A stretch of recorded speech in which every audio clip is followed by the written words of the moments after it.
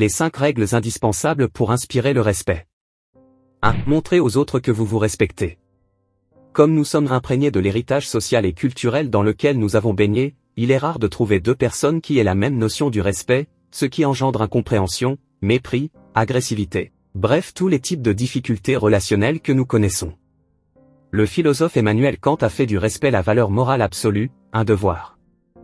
Il s'agit d'une démarche libre, consciente, pour découvrir toujours plus l'étendue de la dignité de l'être humain et du caractère sacré de la vie, avec toutes les conséquences qui en découlent. Nous nous libérons ainsi progressivement de nos comportements égocentriques, automatiques et réactifs qui nous coupent de la réalité.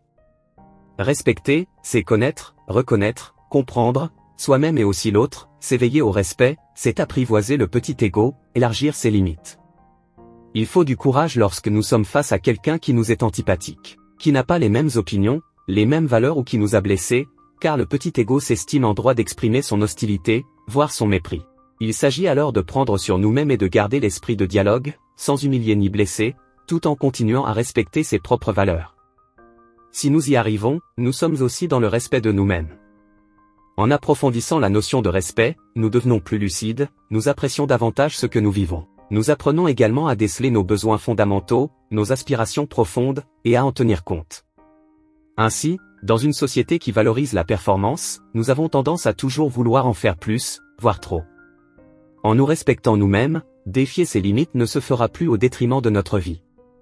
Quant à se faire respecter, cela commence d'abord par se respecter soi-même, connaître ses limites, et reconnaître la valeur de l'autre. C'est cette attitude qui ouvrira le chemin du respect des autres. 2. Fixer des limites claires aux autres. Fixer des limites claires est essentiel pour des relations saines, car c'est une façon d'entrer en relation avec les autres de manière équilibrée, sans inégalité.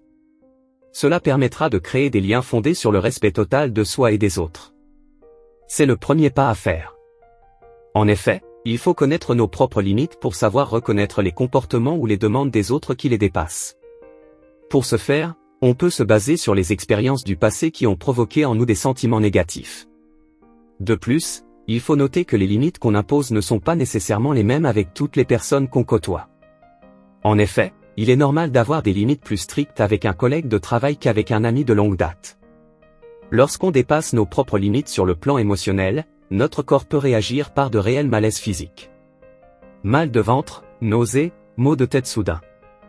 Il est bien de savoir reconnaître ces malaises et les éléments qui les ont provoqués, pour alors mieux identifier les limites qu'on a.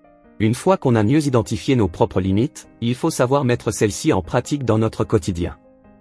Pour ce faire, il est important d'être direct et de manifester son mécontentement lorsqu'une personne les dépasse. Cela peut demander une certaine pratique, mais il faut commencer par des affirmations plus légères, pour ensuite graviter vers les éléments plus sérieux. Par exemple, il est plus facile de commencer en informant un collègue qu'il vous pose une question que vous considérez comme déplacée, plutôt que de confronter son partenaire de vie sur un comportement qui nous dérange. Lorsque vous avez mis vos limites auprès d'une personne, vous avez fait votre bout de chemin pour assurer que votre relation demeure saine. Si une personne a connaissance de vos limites, mais qu'elle ne les reconnaît pas et n'ajuste pas ses comportements, vous avez le droit de mettre fin à cette relation. C'est important pour vous prémunir vous-même contre les conséquences d'une relation toxique, stress, épuisement, dépression, entre autres. 3. Faites entendre votre voix. Se faire entendre, c'est faire émerger un espace commun et collectif où la parole de l'un a des effets sur la vie des autres. C'est le vrai problème de la politique, celui que les sociétés ont peu à peu régulé à travers la constitution de forums, où la parole individuelle des citoyens influe sur la vie collective, mais atteint ses limites, la parole individuelle se heurte à un silence public.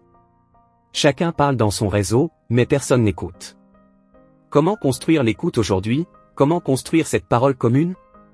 Comment sortir de ce cercle désormais vicieux de la parole individuelle et de l'écoute publique, anonyme? Montrez de l'intérêt pour les autres, ensuite ils s'intéresseront à vous en retour. Robert Cialdini l'a bien illustré dans son livre Influence et Manipulation. Si vous demandez à une personne comment elle va et que vous écoutez sa réponse, il y a 99% de chances pour qu'elle vous retourne la question. Par contre, si vous ne la posez pas, il y a très peu de chances pour qu'elle vous la pose.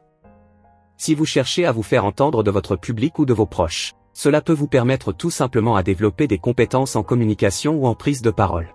4. Arrêtez de vous excuser. Il est souvent trop douloureux de regarder nos propres erreurs. Cela remet en question notre sentiment de supériorité. Notre ego en prend un coup. Robert Greene. Le fait de ne pas s'excuser brise peu à peu le lien social. Car à force de ne pas reconnaître ouvertement ses erreurs et donc de ne pas présenter ses excuses, le lien social se fracture. Mais le souci, c'est que le message que cela fait passer, c'est que tu ne vaux pas grand-chose. Inconsciemment, si tu es en tout le temps en train de t'excuser, cette faible valeur que tu as de toi-même, tu la projettes aux yeux des autres, et il y a des grandes chances que leur comportement s'adapte en conséquence. Évidemment, tous les gens ne sont pas des monstres, et je ne dis pas que tu vas te retrouver à te faire maltraiter continuellement. Mais je suis certaine que si tu réfléchis bien, tu as autour de toi quelqu'un qui est comme ça, ou tu en as déjà croisé. Et je suis à peu près sûr que ça t'a agacé aussi. Ce syndrome des excuses permanentes vaut aussi au travail. Vous avez du retard sur un dossier, vous présentez platement vos excuses à votre supérieur. Vous devez décaler un rendez-vous pro. Vous êtes mortifié. Vous empruntez la graffeuse d'une collègue. Vous lui demandez également pardon pour ce terrible affront. Si vous vous reconnaissez dans ce portrait, à peine exagéré, sachez que ces excuses à répétition n'ont pas vraiment comme effet d'aplanir les angles avec vos collaborateurs, elles dénotent plutôt un manque de confiance en vous et nuisent à vos relations au bureau. 5. Respectez les autres. Le respect est indispensable à la vie collective. Autrefois, les relations entre les individus étaient parfaitement codifiées. Aujourd'hui, il n'en va plus de même. Respecter l'autre, se respecter, se faire respecter, qu'est-ce qui entre en jeu, finalement, dans le respect? Il s'agit ici de se conformer aux règles imposées par la vie collective et la société. Je dois respecter l'heure, le silence, les autres, les lois, etc. Il arrive que nous nous conformions aux règles de politesse de façon mécanique. Et, si la situation demande que nous nous impliquions davantage, nous le faisons de mauvaise grâce, car cela nous demande un effort. Il est important alors de prendre conscience qu'il s'agit de formalisme et que, en réalité, nous ne sommes en aucune façon respectueux de l'autre.